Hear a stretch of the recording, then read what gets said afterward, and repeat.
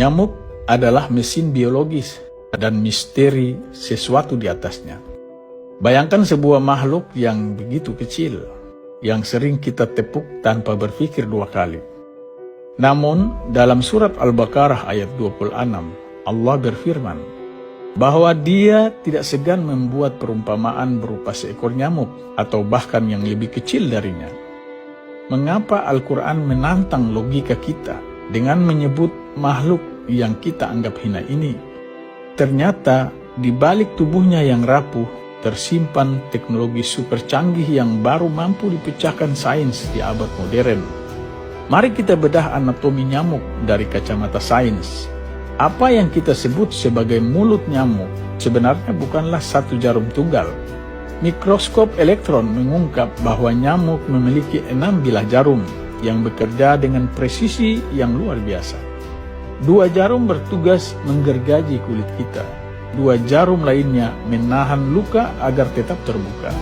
1 jarum berfungsi sebagai sensor pencari pembuluh darah, dan 1 lagi menghisap darah sambil menyuntikkan cairan antikoagulan agar darah tidak membeku. Pertanyaan besarnya adalah, bagaimana struktur mekanis serumit ini bisa terprogram dalam genom makhluk sekecil itu, jika bukan karena desain cerdas yang melampaui kebetulan? Namun, rahasia terdalam ayat ini terletak pada frasa "pamaukaha" yang berarti apa yang di atasnya. Selama ribuan tahun, banyak orang mengira ini hanyalah kiasan.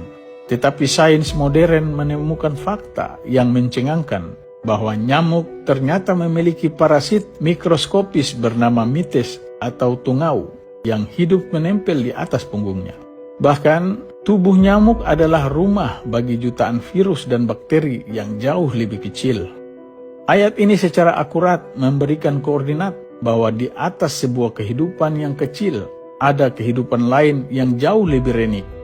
Sebuah hierarki biologi yang baru terkonfirmasi setelah penemuan lensa pembesar berkekuatan tinggi. Tidak hanya itu, nyamuk adalah navigator ulung.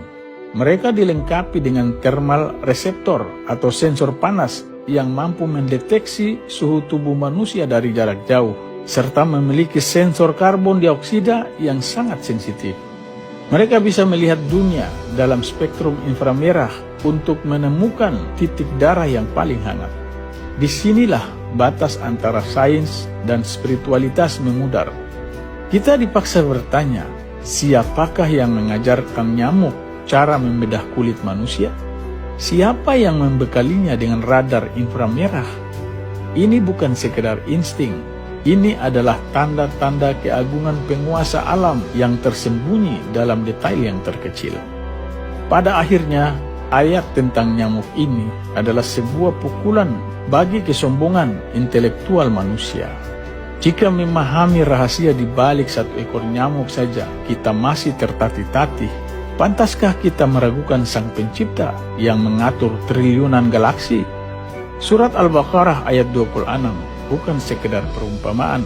Ayat ini adalah gerbang menuju kekaguman dan kerumitan alam semesta. Bahkan yang paling kecil di mata kita mungkin adalah yang paling besar dalam menunjukkan bukti keberadaannya. Terima kasih atas perhatiannya.